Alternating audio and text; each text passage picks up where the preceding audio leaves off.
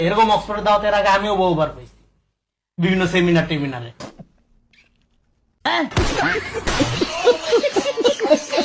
আমার আগে আমরা, আমাদের আগে দেশ।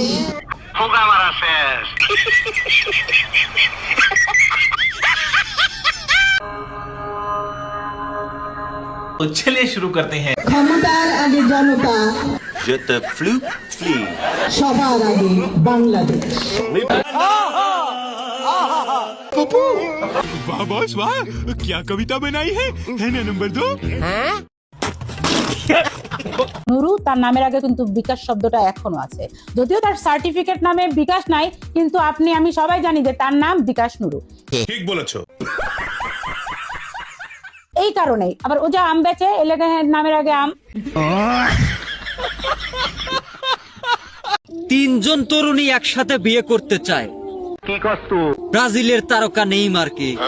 আমি বিশ্বাস করি না। বেচারার এমনিতে ইনজুরি কাটে না, তারপরে আবার খাটে নিতে চায় তাকে। নেইমার যদি আগে 10টা বিয়েও করে তাতেও তাদের কোনো সমস্যা নাই। বলেন কি? ভাবছিলাম হয়তো পুকুর, নদী, নালা আর খাল, এখন দেখি সমুদ্র হয়ে গেছে। এক সাপের সাথে ব্যাঙের দুস্তি। সাপকে ব্যাঙ বারবার বলতে, দোস্ত তুমি কেন বেকাইয়া বেকাইয়া হাঁটো? তুমি কি সোজা হইয়া হাঁটতে পারো না? ব্যাগ দাম্ভিকতার সাথে বলতে আছে, আমার অভ্যাসই বেকায় হাঁটে, আমি সোজা হইয়া হাঁটতে পারি না।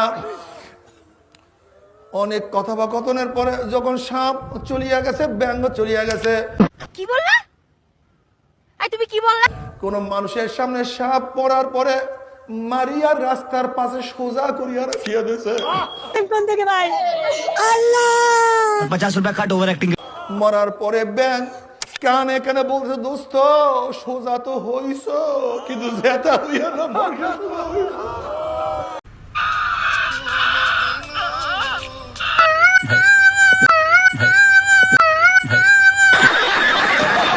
কোন রকম ইলেকশনটা পার করে দেন, ইলেকশনের পরে দেখবেন কি রূপ আমার। তিনি বলেছেন জাউরা রূপ দেখবেন আমার। জনগণের মনে এখন প্রশ্ন দেখা দিয়েছে, তড়িঘড়ি করে হাসপাতাল লাইসেন্স বাতিল করার মাধ্যমে মাননীয় স্বাস্থ্যমন্ত্রী তার সেই রূপটি দেখালেন কিনা। মাননীয় স্পিকার, তোমাকে তো কোনো দলের প্রতিনিধিত্ব করার জন্য বসানো হয় না।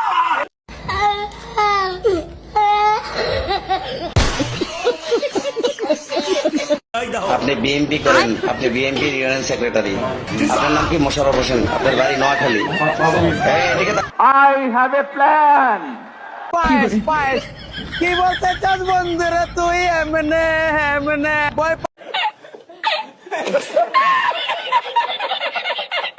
আপনি নিজের দল বিলুপ্ত করে নিজের দল থেকে আরেকজনের প্রতীকে নির্বাচন করছেন। নিজের অস্তিত্ব নাই। এনসিপি নিয়ে খবরটা ভুলও এনসিপি না বললেন না। উনি নিশ্চয়ই মির্জা ফখরুল ইসলাম আলমগীর এবং সালাউদ্দিন সাহেবের বাসায় উনিও যে পায়ে ধরে বসে থাকেন। এইটা একটা কথার মতো কথা কইছো। যে আমাদের এক্স ওয়াইফের সাথে তো সে যায় সংসার করা শুরু করছে, নিজের অস্তিত্ব বিলীন করে।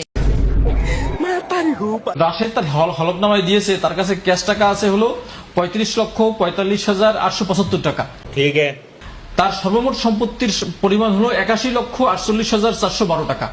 তা আমি প্রশ্ন করতে চাই রাশেদ খানকে যে তার তো ছাত্র জীবন থেকে এই পর্যন্ত আহামরি কোনো বিজনেস নাই, ঠিক বলেছো। তার কোনো পেশা নাই। তার পেশা হিসেবে ওখানে লেখা আছে ব্যবসা ও রাজনীতি। তো এই রাজনীতি বা ব্যবসা দিয়ে তিনি কিভাবে এই 35 লক্ষ টাকা ক্যাশ টাকা পেলেন এবং কিভাবে 81 লক্ষ টাকার মালিক হলেন? আমার ভুল হয়েছে, ক্ষমা করে দেন। রাশেদ যে দুর্নীতির কথা বলে, আমার তো মনে হয় যে এই দুর্নীতি রাশেদকেও গ্রাস করলো কিনা।